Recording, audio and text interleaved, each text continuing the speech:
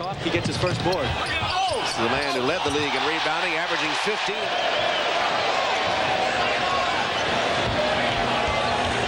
Rogers as Walker sets down on the low block. Pierce for three. Now they say a two. He had a foot on the line till halftime. And the basket by Pierce gives the Celtics their biggest lead, 25-17. Charge box and made him legal. Rodney Rogers has come in for Tony Matee, who was a little gimpy.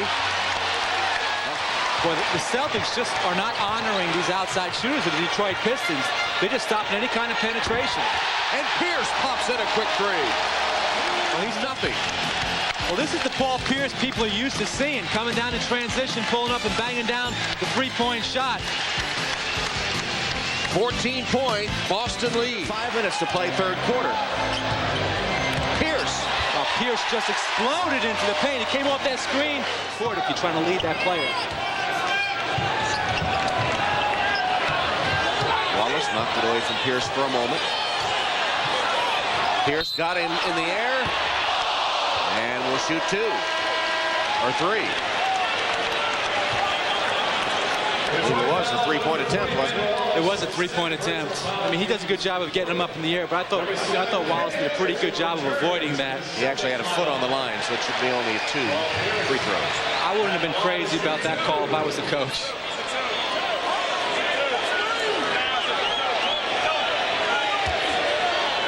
Seven of those 9 points coming here in the third quarter as Rick Carlisle discusses things with Steve Javie. Kenny Anderson is back, and Delk sits. 20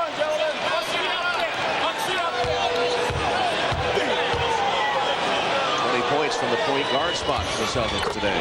Jim O'Brien will take floor right now between Barry and Damon Jones at the three-point line. But the Celtics go right for their pet play right here. The swing pass to Walker and the explosion into the paint by Paul Pierce. John Barry with a foul. Damon Jones again on that pick and roll advances the ball to Cliff Robinson, who catches it right in rhythm from the same spot we saw him shoot it before. And here, Pierce explodes into the lane, gets a size advantage against Barry, and a perfect delivery by Antoine Walker, leading up to a three-point play. Pierce.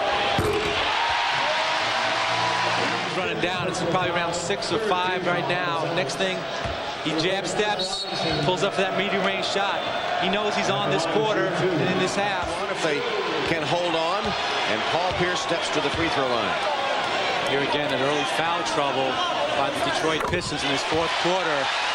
The Celtics are marching to the free throw line, and it's going to be a tough place to come back and win this game if they keep getting those free throws. Game 5 set for Palace of Auburn Hills on Tuesday.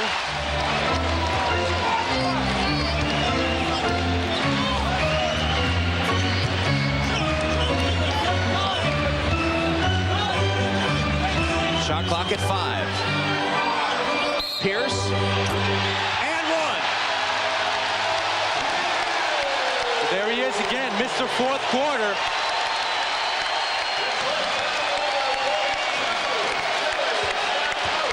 Right here, first play down, Damon Jones has a nice drawn kick out to Jerry Stackhouse, who bangs down a 3.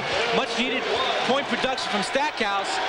But the Celtics come right back, go to Pierce, and gives him the three-point up. A reach-in foul, number 4 on Robinson. Pierce.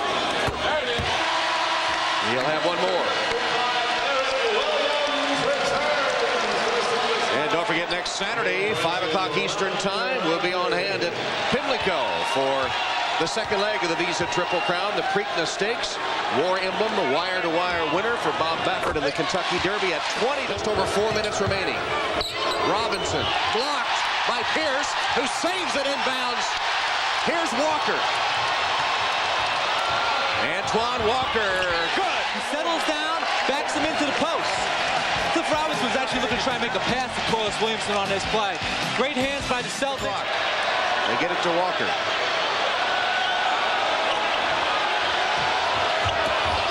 A great feed. Pierce missed it, got it back. He's fouled on the second time up. The isolation of Walker on the left wing. Paul Pierce on the weak side flashes in, and a great pass by Antoine Walker to Pierce. Doesn't finish the first one, which is a fairly easy one for him, but he gets fouled on the second. So Paul Pierce returns to the free throw line. The first Boston Celtic player ever to lead the NBA in total points scored in a season. 2,144. He has 23 in this game, all but 2 in the second half. He also has a career playoff high 15 rebounds, 6 assists, and 3 blocks. This is incredible.